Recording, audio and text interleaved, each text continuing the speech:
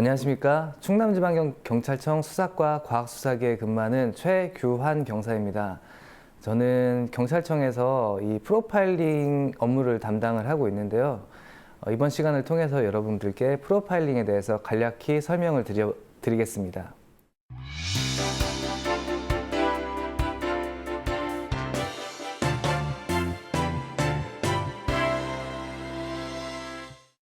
이 프로파일링이라는 것은 흔히 말하는 이상동기 범죄, 묻지마 범죄, 무동기 범죄에 적합한 수사 기법인데요.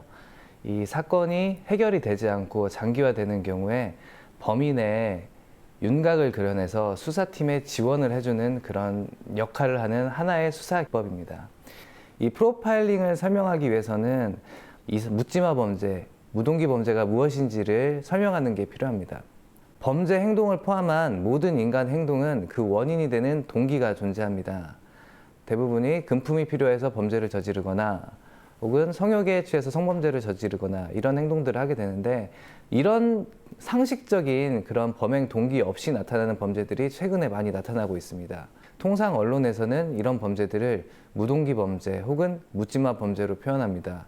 이것은 범죄 행위를 통해서 범행 동기와 목적을 추정할 수 없다는 의미가 되는데요.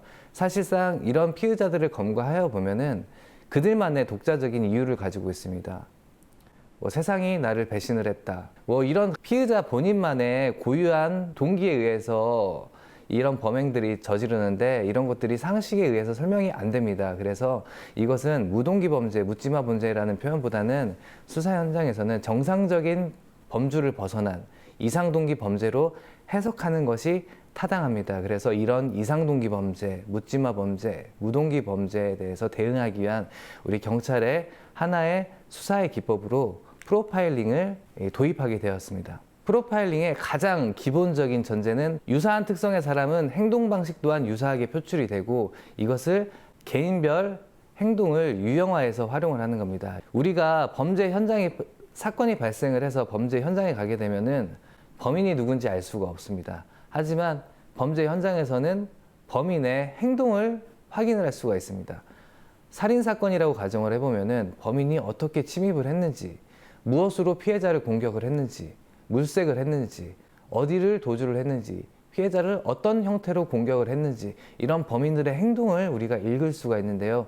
이런 행동 분석을 통해서 행동을 알게 되면 역으로 범인의 성격을 알 수 있다는 게 프로파일링의 기본 전제입니다. 그래서 이 범인의 행동 분석을 통해서 범인의 성격, 지능, 교육 정도, 경제 상태, 직업, 취미, 주거 지역, 가족 관계 등 다양한 개인의 특성을 유추하는 그런 활동을 하는 겁니다. 그래서 이런 프로파일링의 기법을 통해서 범인의 어떤 개인적인 특성이 유추가 된다면은, 수사하는 과정 중에 10명의 용의자가 있다라고 했을 때 이 10명의 용의자 중에 누가 가장 이 프로파일링에 적합한 대상자인지, 가장 맞는 용의자인지를 추려내는 작업들을 할 수 있죠. 그래서 10명의 용의자를 누구를 먼저 수사를 해야 될 것인지 우선순위를 결정을 할 수가 있습니다. 그래서 이것들이 수사기법으로 활용이 되어지는데, 과학수사의 발전으로 여러 가지 기법이 발달했습니다. 그래서 범행 과정을 재구성을 해서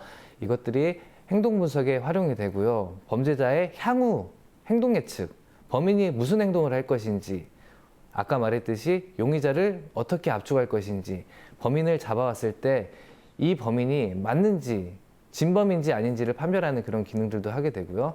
정말 범인이 맞다고 하더라도 이 범인에게 어떻게 전략적인 신문기법을 제공해서 자백을 이끌어낼 것인지 등 이런 것들을 수사기법으로 활용을 할 수가 있습니다. 우리나라의 도입 배경을 보면은 우리나라도 기존에 수많은 연쇄 사건이 있었습니다. 1975년 김대두 살인사건, 1986년 화성 연쇄살인사건, 1994년 지존파 사건, 온보현 살인사건, 96년 마카파 사건, 99년 정주영 사건, 이때까지 우리나라도 때때로 중요한 강력 살인사건이 많이 났었는데요. 2000년대 중후반부터 급격하게 우리나라의 연쇄 살인, 연쇄 방화, 연쇄 강간 등의 사건이 급격하게 증가하기 시작합니다. 이때를 시점으로 우리 경찰에서 이 프로파일러들을 총 3년간 40명을 특채하면서 이 전국에서 활발하게 활동을 하고 있는 중입니다. 이 프로파일링의 목표는 범죄 행동의 근본적인 동기와 원인을 밝히고 용의자의 유형을 추론하는 것입니다. 그리고 또 범행 도구나 소유물의 심리학적인 의미를 파악하기도 하고요. 이것들이 범행 동기와 범행의 목적에 따른 중요한 단서로 활용할 수 있습니다. 용의자의 신문 과정에서 수사관이 활용할 수 있는 전략적인 정보를 제공하기도 합니다. 용의자를 압축해주기도 하고요. 탐문 지역을 설정할 때 우선순위의 지역을 결정하고 지원을 해줍니다. 또한 자백을 유도하거나 증거물을 발견하는데 어떤 면접 기법과 관련한 각종 수사상의 어떤 조언을 제공해주는 그런 역할들도 하고 있습니다. 프로파일링이라는 것은 하나의 윤곽을 그리는 것입니다. 그러니까 어떤 사람을 설명하는데 여러 가지의 성격들을 설명을 해주는 것이죠. 그래서 한번 예를 한번 들어보면 일종의 스무고개인데 누군지 한번 맞춰보시는 겁니다. 자, 나이는 40대 중반입니다. 누군지 아시겠습니까? 직업은 영화배우라는 단서도 나왔습니다. 미남 배우랍니다. 별명은 송아지고요. 결정적인 힌트가 나왔습니다. 범인은 바로 영화배우 장동건 씨입니다. 프로파일링이라는 게 이렇게 직소 퍼즐을 맞추는 것과 같다라고 얘기를 합니다. 범인이 1000피스의 직소 퍼즐을 가지고 와서 다 때려 부시고 나서 한 장에다 바닥에다 뿌리고 나서 수많은 조각들을 훔쳐가지고 달아납니다. 그러면은 우리 수사관들은 이 몇 개 남지 않은 조각의 직소 퍼즐을 가지고 하나하나 맞춰가면서 각각의 조각들이 무엇을 말하는지 이 몇 개 안 되는 조각을 잘 맞춘 다음에 이 그림이 무슨 그림인지를 설명을 하는 것이죠. 무슨 일이 일어났는지, 범인이 누구인지, 왜 발생했는지를 알아나가는 하나의 어떤 종합예술과 같다라고 표현을 하기도 합니다. 프로파일링의 종류에는 범죄자 유형 분석이라는 게 있습니다. 그래서 기존에 수많은 살인사건이 100건이 난다고 하더라도 프로파일링이 필요한 살인사건들은 그다지 많지가 않습니다. 그러면은 대부분의 많은 그냥 일반적으로 바로 검거가 되는 그런 사건들은 저희 프로파일러들이 유치장이라든지 교도소에 방문을 해서 그 친구들에 대한 심리검사와 세부적인 과거력, 전과력, 그다음에 범인에 이르게 된 계기 등을 과학적 범죄 분석 시스템 스카스라는 프로그램에 저장을 해놓습니다. 그래서 이런 데이터들이 쌓이고 쌓였을 때 향후에 이와 유사한 사건이 발생했을 때 이 과거의 사건 기록을 가지고 이번 사건의 통계적인 분석을 활용할 수 있도록 저희가 이제 정보를 수집하는 그런 작업들을 하고 있고요. 지략적 프로파일링이라고 연쇄 범죄가 발생했을 때 범인이 어디에 살 것인지, 범인의 다음 범행지는 어디가 될 것인지를 과학적이고 통계적인 분석으로 지도로 표현해주는 그런 프로그램이 있습니다.